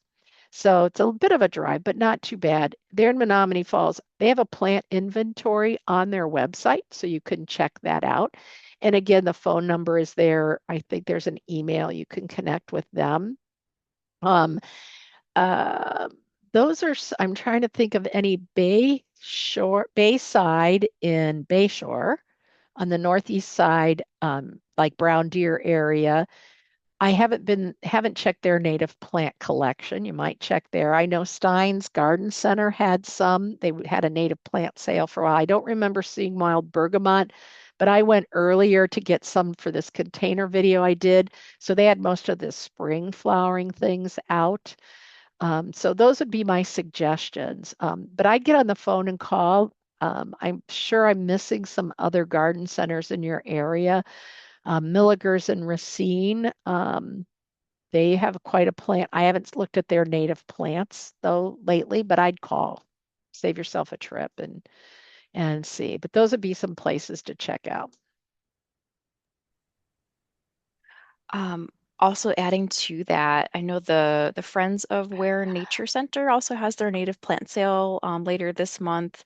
So they might have something like that. And then the Schlitz Audubon, I'm not sure when their sale Thank is, but you. they've had that in the past too. So And check the other those thing, out. if you and you're in Greendale, so you're in the MMSD service area, the sale's gone for this year, but Mhm. check out Milwaukee Metro Sewage District website because usually starting in February, and I know they've sold wild bergamot, they sell rain garden plants at a great discount because they want you to plant gardens to keep rainwater on your property. So check that out. Thank you for mentioning the nature centers. And my library here in Mukwonago is having a native plant sale this weekend. So I haven't seen the list of plants, but you're right. The nature centers and some libraries are, and then some master gardener groups too. Thank you. That's a great point. Absolutely. All right, let's go to our next question from Patty. Patty's wondering, how tall will blue false indigo grow, and is it invasive? No, I don't find a lot. I have not seen many seedlings, but it is big. And I'm laughing because I planted some in front of, we have a shop where my significant other has a big window looking west and my stuff stored on the other side. And I put some Baptisia there. It's terrible soil, rocky, and it finally took off and it grew. And he's like, "Can we just cut this back? It's blocking the view." And I'm like, "It can't be that bad." And I sat in his chair and it was. It gets to be up to 5 feet tall. It has a deep tap root. I found a few seedlings, maybe. I grew it in my home in Milwaukee. I'm growing it here for 12 years. I have not really found an abundance. I have not seen it. It's not native to Wisconsin. I think it's native to Illinois and southeast US, but it does great here. It's pretty hardy. I have not seen anything about it being and, and so here's the definition of invasive, non-native. Most places call invasive plants non-native, those that leave the bounds of our gardens and landscape, invade natural areas, and crowd out native plants. Aggressive plants aren't necessarily invasive. They're the bullies of the garden, right? So they fill in and they take over. What I find with false blue indigo, it's a big plant. So if you don't give it enough room, it takes over that space, but it doesn't spread throughout the garden. At least that's not been my experience, and I haven't read that. I've read that it's been a problem for anyone. But give it room. It's a big plant, and it's got a deep tap root. And yes, you can move it, but it's pretty difficult because of that deep root. It- yeah, so I think I gave you the Mm, size. So yes, yeah, sorry. thank you. Next question's from Lynn, who's looking for suggestions to plant under American plum tree that is planted in a natural area. So you could do, depending on what you're looking for. I'm guessing you're probably getting, well, depending on how low it's limbed. So you may want to do some sedges or depending on how much shade it's getting. So without seeing it, but like Pennsylvania sedge that's the one that was growing under the tree. And that has a grass-like look. And then you could put maybe some other, and you monitor the sunlight because I'm kind of guessing you've got shade in there and maybe dry shade because the competition from the tree. If you're looking for ground cover, Canadian ginger will take shade. It likes moist, well drained, but it will take dry shade once established. If you want something taller, the Solomon seal likes part sun to shade, and that's that tall plant with the arching branches. Um, I'm thinking that may be a little too tall, so you might want to go with something shorter. If you get a lot of light, like if it's got a west exposure, like under my Norway maple street tree when I lived in the city, I got a fair amount of afternoon sun because it came under the canopy. But if you get a half a day of sun, purple prairie clover, that one with the funky flowers with the purple, like a skirt of purple petals and that kind of thimble-like top, that's only 1 to 2 feet tall if it's getting a fair amount of sunlight. So that might be a possibility. So not knowing how much sun and not knowing how high it's limbed up, what you're looking for. So if it's in shade most of the day, go to that list of shade plants. Most of those, like the ferns, the sedges, some of those asters tend to be low growing. If it's getting a fair amount of sunlight, those that are part sun tolerant would be good choices too. So again, looking for plants that are the right size. The harebells are a couple feet tall if you're looking for something short, and that'll take sun to part sun, and they're a little bit shorter. So the prairie purple clover, check that out. I'm worried that the wild quinine and the rattlesnake master are going to be too tall. Prairie dropseed, if it gets a lot of sun, would be a nice kind of airy texture. And then you could spot in some flowers too. Again, kind of looking at the size of the plant. I know that's probably not helping you a lot, but what I recommend is go through the handout and then kind of look at the sizes and the light requirements. Then look at how much sunlight goes under that plum. And then you can either quickly go through the recording or Google, go and do an internet search for those plants. Go to Prairie Nursery or Prairie Moon, and they have great pictures. as well as information. So you could go to one website. I also like the University of North Carolina Gardener's Toolbox. Not all native plants, however, a lot of good information and some pictures as well. So you might want to check that out. All right, thanks, Melinda. All right, let's go to a question from Karen. Karen says, I'm in southeastern Ohio. Any suggestions on a native shrub for a spot that is full shade until about 2 p.m. and then is full sun for the rest of the day? Yes, I have a couple for you. And always good to have a fellow Buckeye. I've been up to Wisconsin and here in Wisconsin longer than I lived in Ohio, and that's a beautiful, if you've never been to Southern Ohio, you need to go. If you go through 70 or 80, it just seems like a long trip, but Southern Ohio, unglaciated, beautiful. So a couple things. I love Calms, Klam, St. John's wort, Hypericum culmianum. So Calms St. John's wort. It grows to be about 3 feet tall, 3 feet wide, bright yellow flowers for several months in the summer. The bees love it. It takes full sun to shade. It takes dry soils, so it's very drought tolerant as well. The other one's aronia. Aronia's the black chokeberry. White flowers in the spring, glossy green leaves, great fall color, black fruit that the birds don't even bother until about midwinter once they ferment. They're high in antioxidants, but just suck the spit right out of your mouth if you eat them. So they're not toxic, but they're not tasty. That gives you multiple seasons of color, which is a real plus, and that'll take shade to full sun, moist to dry soils as well. So that would be another one. The species gets to be 4 to 5, well, it gets to be about 5 feet tall. There is a low mound hedge cultivar that's about 4 to 5 feet. And then there's one called low mound, which grows to be about 2 feet in spreading.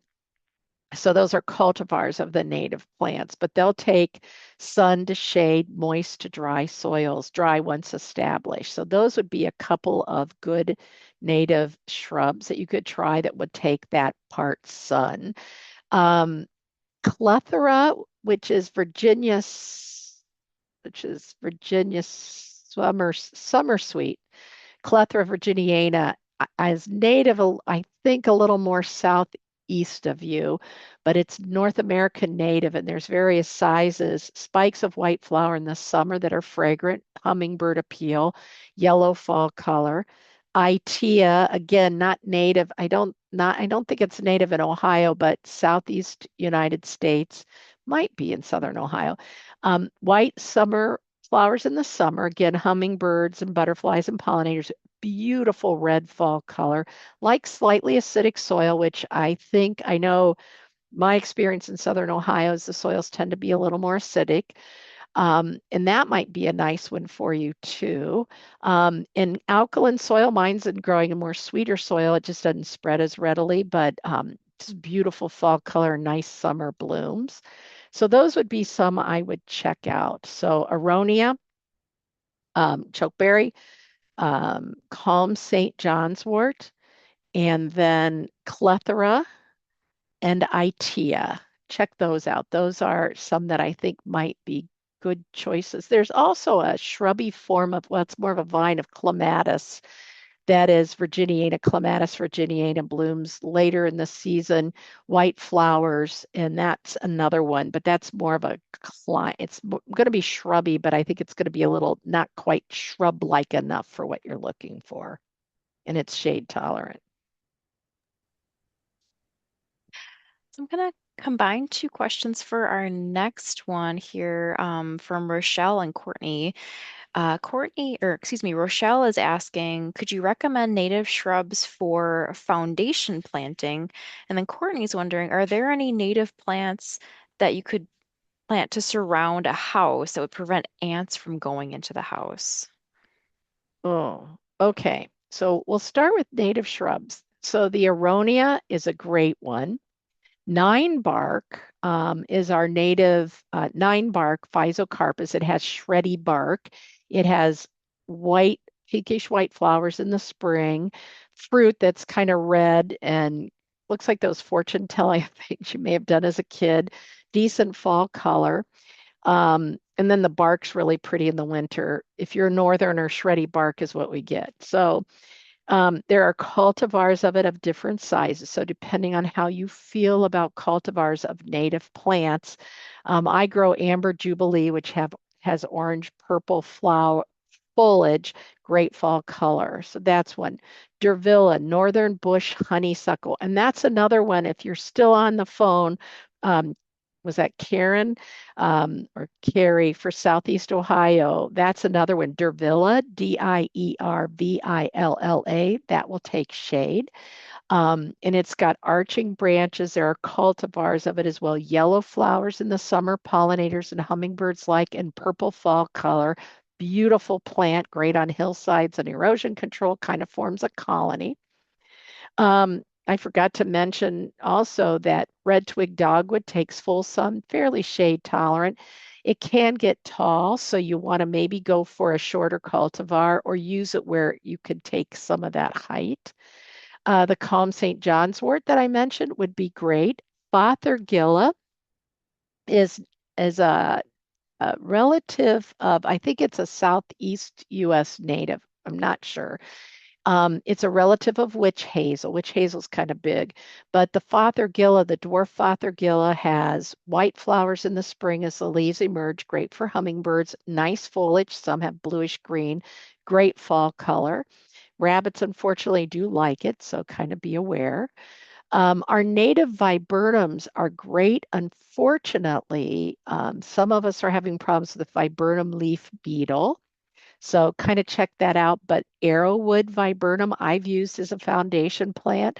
It's got smelly flowers, so I wouldn't put it where you're going to open your bedroom windows in the spring, but very upright growth.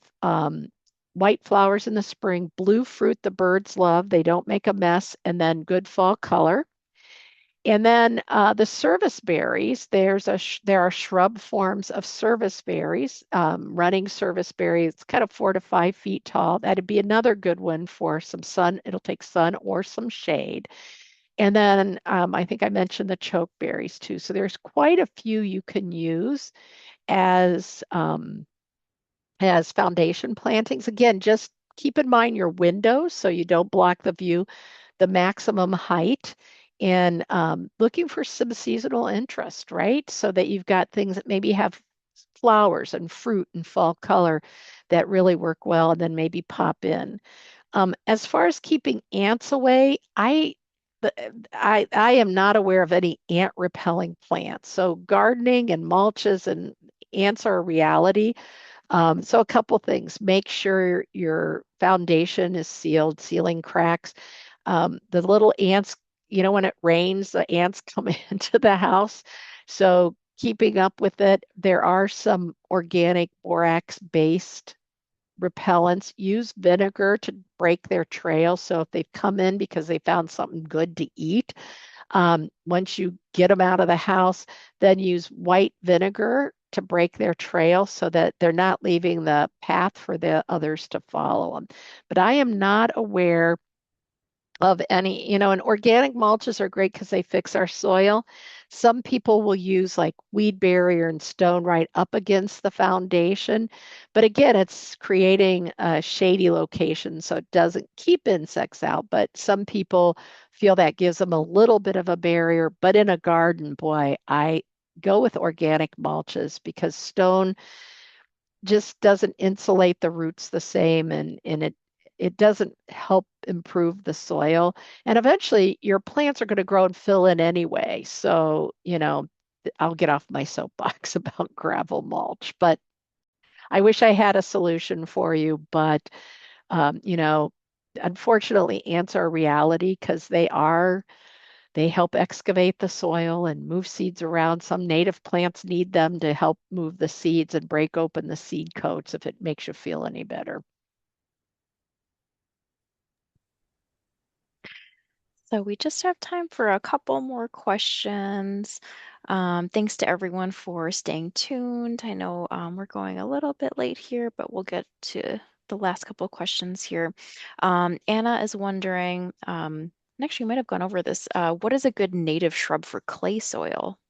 So for clay soil, I've seen Aronia do pretty well in heavy clay soil. I have had, so that would be one I would check out and consider. Witch hazel will do well. It's a big plant, so you're going to want to have room for it. So our common witch hazel that blooms in October would be another good one. So I'd say Aronia. I think your St. John's wort would probably do well and tolerate. Nine bark is very drought tolerant, but I've seen it grow well in heavier soils. Many of the viburnum, again, just kind of being aware, our native viburnums are the ones that are susceptible to viburnum leaf beetle. So keep that in mind. I did a few years ago, well, it's been a few years ago, in Ohio, I did a talk on native tree, shrubs, and vines. And maybe that's next year's topic, listening to all these good questions about native shrubs. So maybe that's next year's. I'm making a note. When I look away from the camera, it's not that it's to write notes so I remember this after we're done.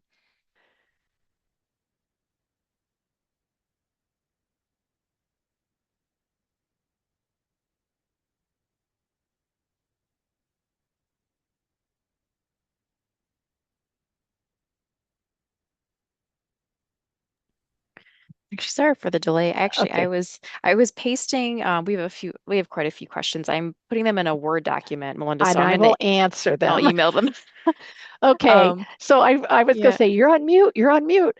But yes, I yeah, will be happy to answer those and not and then and Kelly is great about including that in the information mhm, that the follow-up information. And I always post it on my website as well. So it's the added information along with the handout. So yes, I'm happy to do that. So if we didn't answer your question, you've yeah, hung in this long, I promise yeah, tomorrow I have another talk at night, but tomorrow afternoon I will answer those questions and get them to Kelly. So I yeah. appreciate you guys hanging in there with us this long. Yeah, no, thank you so much, everyone, and thank you for your thoughtful questions. So, like I told Melinda, I have copied and pasted the rest of them in a Word document. I'm going to email to her tonight when we log off. And then, Melinda, I know actually we had one question about your event tomorrow night. It's going to be at the Wauwatosa Public Library. It is in person and does ask for registration. So you can check out that registration link at the Wauwatosa Public Library's website And if you want to. even if Yeah. I think it's past the registration, but I think they'll let Mhm. you in. So just show up and say, Melinda said I could come, and then they can be mad at me. Yeah. So yes, it is. It's grow your best tomato yet. And Mhm. it's a wonder, well, our libraries are great. Yeah. So yes, join me if you can. That would be great. Mhm. Information's on my website as well as your handout. As Kelly said, check out their website as well. Mhm. Absolutely. Well, thanks to everyone for staying Thank tuned you. tonight. We've covered a lot of information. I know we could go much longer, but we do have to wrap it up. If anyone has a question that didn't get answered tonight, Melinda, where should they email that? Info@melindamyers.com, but mention you were on the webinar. I Mhm. try to answer all my questions, but I'm really behind and I make a priority. If you spent the evening with me and I didn't get your question answered, you're at the top of the list. So what Diana takes them off, just say, I was at the webinar, and then she makes sure I see those right away. Yeah, thank you so much. And then also, just as a reminder, this is being recorded. So again, we will follow up with an email that will have the link to this recording, and it will have Melinda's homework questions as well. And then also, I know I said I was going to look up a few of those books too in the library catalog that we've talked about in the past about Midwest perennials. I think there was the Well-Tended Perennial Garden. Right. And Also, then mhm, also I meant the Gardener's Guide to Prairie Plants, and why I didn't add that one mhm, to the Gardener's Guide to Prairie Plants is a good mhm, one. Wisconsin Flora is listed on the handout. Michigan State University, and just concentrating on those two states, but sorry. yeah, And I can help you later find some resources if not. So Kelly, thank you. Those would be great great, helpful books. Absolutely. Well, thanks to everyone. And thanks to the libraries that logged in too. I Yes. know in our chat, we had some of those viewing parties giving a shout out. So thank you so much. Again, watch for that follow-up email. And then you can check out the catalog of Melinda's past webinars with us as well at mpl.org and then click the YouTube link to look at our channel. Our next webinar with Melinda will be actually on May 21st. And that is a session in support of Milwaukee Metropolitan Sewerage District as well. So that will be added to our follow-up email, the registration link for that. And then we will have more webinars this summer with Melinda and into fall as well. So thank you, Melinda, so much. We Thank learned you. a ton as always. And so there's lots to check out again, and also looking at the recording to replay all of the great information we learned tonight. So thanks everyone. Thanks, Have everyone. have a great evening. We'll see you next time. Bye bye.